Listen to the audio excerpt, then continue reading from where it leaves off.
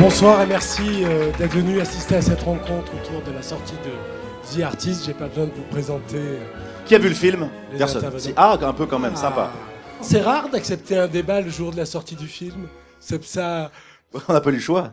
Vous avez fait le choix. Bah non, on nous a dit qu'il faut être là. Non, mais oui, c'est vrai que c'est rare, oui. Mais c'est bien en même temps, là. On est dans le réel, là. Ouais. Ça fait du bien. Qu'est-ce qui vous a le plus surpris dans les avant-premières que vous avez faites, auxquelles vous avez assisté en province ou à l'étranger?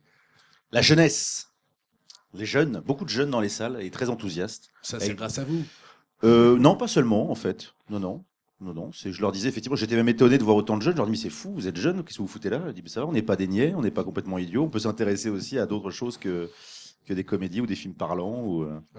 Donc voilà, un peu d'appréhension au départ et une grande joie à la fin. Voilà ce qu'on avait. À chaque fois, on demandait au début, on disait qui pensait se faire chier au début, et il y avait plein de mains qui se levaient. Et à la fin, hier, on l'a demandé, et il y a eu vraiment 3-4 mains qui se sont levées parce que voilà, je sais Le pas. bouche à oreille, c'est répandu. Ouais, je sais pas. Les gens ont visiblement ont une bonne perception du film, j'ai l'impression, donc tant mieux. Pour en revenir au point de départ lui-même, quand vous aviez eu l'idée d'un film muet, est-ce que vous avez eu l'idée en même temps de rendre hommage au cinéma muet d'Hollywood et des années 30?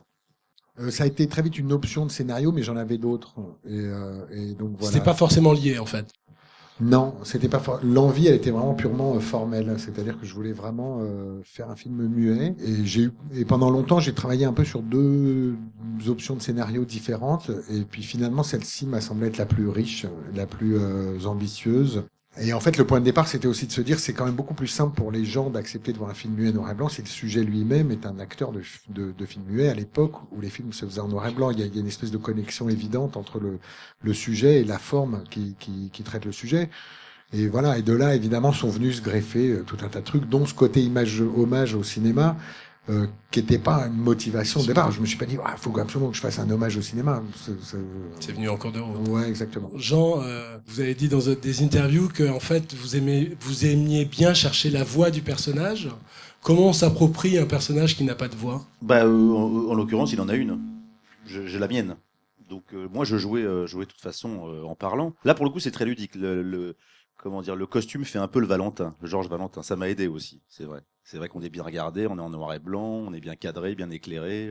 La moustache, les costumes, ça aide aussi à se sentir mieux, enfin à se sentir légitime dans la peau d'une star des années 20, quoi. Donc je pense qu'on le découvre un petit peu tous les jours sur le tournage. Voilà. Il y a un moment où il y a toujours 15 jours où on tâtonne, on cherche un petit peu, tout le monde cherche un petit peu, puis à un moment, voilà, le film à sa vitesse. Michel, j'imagine qu'on n'écrit pas un scénario de film muet comme un scénario d'un film parlant. C'était quoi la complexité de l'écriture? Le truc plus simple, c'est qu'on s'arrête avant les dialogues, donc ça c'est pas mal. Le truc plus compliqué, c'est que les éléments qui vont raconter l'histoire, c'est que des éléments, ce ne sont que des éléments visuels.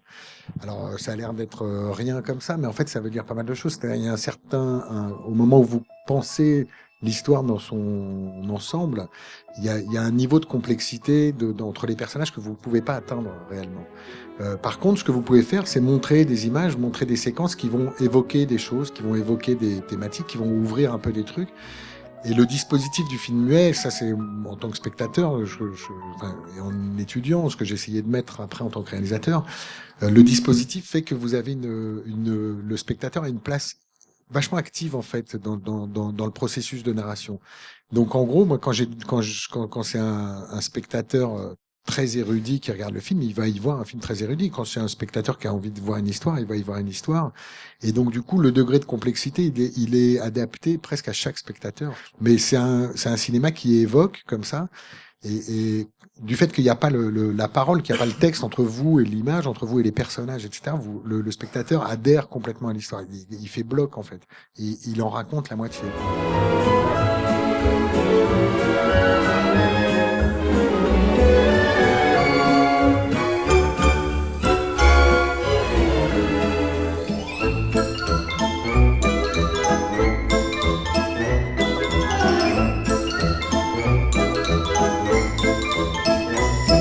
Qu'est-ce qui vous a fait penser que Bérénice et Jean étaient les interprètes idéaux de cette histoire-là. Ça s'est pas passé dans cette chronologie-là. C'est-à-dire que j'ai pas écrit l'histoire, ensuite je me dis, mais ma femme et mon pote peuvent, c'est pas comme ça. C'est plutôt, Mon pote et ma femme, et je vais écrire l'histoire. Ouais. Georges Valentin, Jean Dujardin, mais ça ressemble vachement, dis donc.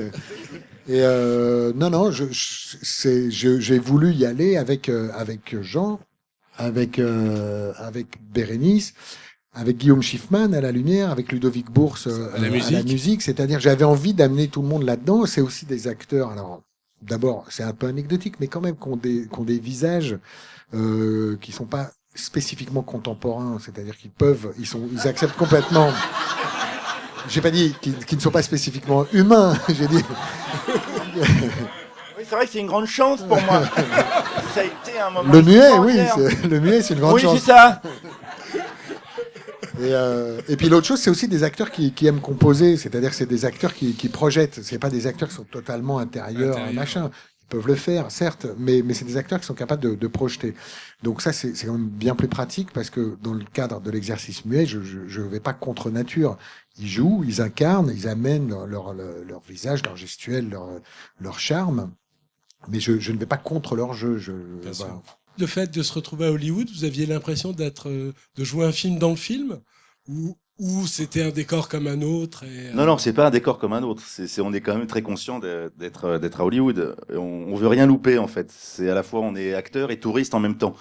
Donc j'avais des petits moments où j'entendais moteur tourne et à un petit moment tu regardes comme un gland, je sais pas, John Goodman, parce que c'est juste John Goodman en face de toi dans les studios de la Warner et il fait moteur, oui. Un peu comme le personnage dans le film quand il regarde Peppy Miller quand il doit faire la scène. Non, j'étais très conscient de ça, mais on avait très peu de temps, donc il fallait quand même aller vite. Mais moi, j'ai été très protégé. Hein. C'était surtout eux qui avaient beaucoup de boulot. En 35 jours, fabriquer un film comme ça. Moi, j'avais juste à faire mon boulot, c'est-à-dire m'amuser avec tout. Je reste beaucoup sur le plateau. J'essaie de m'amuser vraiment tout le temps, voilà, et de rester dans ce jus-là. Il y a presque deux personnages dans Georges Valentin. Il y a le Georges Valentin star du début qu'on voit dans les films, oui. Et puis le Georges Valentin après. Oui. Lequel vous a procuré le plus de plaisir ? Les trois. Moi, je dirais évidemment. En fait, ça s'est bien passé. Le plan de travail a été plutôt bien fait parce qu'on a commencé par les scènes, par le début. Voilà, par le film dans le film. Donc là, j'ai pu un peu me détendre aussi avec cette proposition-là aussi. Enfin, me familiariser en tout cas avec le film muet noir et blanc. Et puis j'avais ce grand moment de joie pendant l'avant-première où là, voilà, on rejoint effectivement le touriste, on s'amuse, on se rend compte de la chance qu'on a aussi d'être acteur là-bas. Et puis ensuite, ensuite on sombre dans le noir. C'est la première fois, en tout cas, qu'ensemble vous abordez ce registre-là, un peu de l'émotion, tout ça. Un peu d'émotion. Vous rigolez ? Non, oui, mais lui, il est pas facilement touché. Il est très pudique et lui. Oui, lui. À moi. Lui, barbu, divin barbu. Lui, il est très très déconnant, très goguenard, très pudique aussi. On sait jamais. Oui, si, t'as toujours ton petit air comme ça sur un plateau. Alors heureusement que j'avais quand même des mecs comme Guillaume Schiffman qui voient comme ça, qui pleurent, qui vivent le truc avec vous. Et lui, il est là derrière, il dit bon, c'est bien, non, c'est super, ok. Mais je sais qu'il aime bien, sinon il me le dirait. Donc quand il me dit rien ou pas grand chose, c'est que ça va. On peut passer au. Mais il viendra pas te voir en te tapant dans le dos en disant c'est super ce que t'as envoyé là, putain Coco. C'est incroyable ce que t'as fait. Mais Coco. là, si je te fais ça, tu sais que c'est de la merde. Oui, mais ça me ferait plaisir. Putain, Coco. J'aimerais bien. C'est un aveu, je lui ai jamais dit. Et vous, par exemple, dans la scène où vous brûlez les films, tout ça, vous avez besoin d'être poussé pour aller chercher cette émotion-là, ou justement comme il est Non, derrière... là, il y avait l'avantage aussi du film muet, c'est qu'on a de la musique sur le plateau, donc ça vous isole aussi énormément dans votre jeu, c'est très agréable. On peut vraiment se concentrer, ça décuple les émotions. Vraiment, on ressent quelque chose de très... Alors là, par contre, excuse-moi, là, j'ai pleuré. Là, j'ai vraiment pleuré. Ah bon? Bah bien sûr, il y avait de la fumée de partout. Non, c'est la scène du feu, c'était l'enfer. C'est vrai que c'était un enfer. On était tous. Parce que les Américains, quand tu leur dis il faut foutre le feu, ils foutent le feu, quoi. Ouais, c'est des cons. Hein. C'est une prise, hein. C'est des malades. Il y a des macabées, machin, mais elle est bien, quoi. Great. Non, mais non, mais là-dedans, c'était noir de fumée et tout, c'était infernal. Non, mais en plus, après, on avait tous des masques à gaz et tout, sauf lui. Bah oui. Donc là, je te dis, coucou.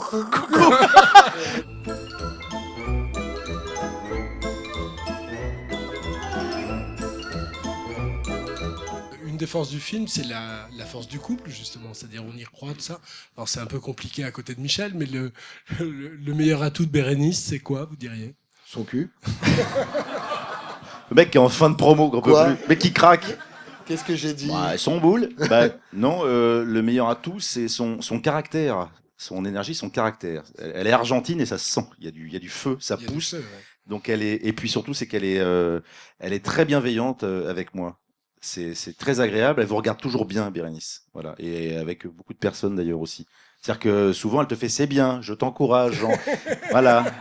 Elle le dit sur le plateau. Donc on s'encourageait mutuellement, on se donnait de la force parce que forcément, l'autre est absent. Donc elle a pris ce relais-là. Mais Alors donc lui donner beaucoup d'amour, je suppose, le soir. Et puis Et elle vous le rendait elle la me journée. rendait un petit peu comme ça en disant Elle est c'est généreuse, super, en fait. c'est génial. machin. Mais non, mais alors, pardon, pour parler réellement de Bérénice en tant qu'actrice, moi je trouve que d'abord sa force c'est qu'elle travaille énormément. Elle a vraiment beaucoup travaillé. Alors effectivement, comme on vit ensemble, elle a fait avec moi tout le travail d'immersion. Elle a regardé De vraiment plein de recherche. films de recherche. Elle a lu et tout ça. Mais après, au-delà de ça, elle a vraiment Et travaillé. moi j'ai fait quoi? Je fais la sieste. Mais Moi moi, alors. ça va on être parle mon de gimmick. Bérénice, Ça on- va être mon gimmick. De toute façon, je vais te faire chier pendant 2 Et elle a amené, mais par le travail, c'est pas que son caractère propre, par le travail, elle a amené une fraîcheur et un positivisme d'époque qui vraiment qui donne son équilibre au film.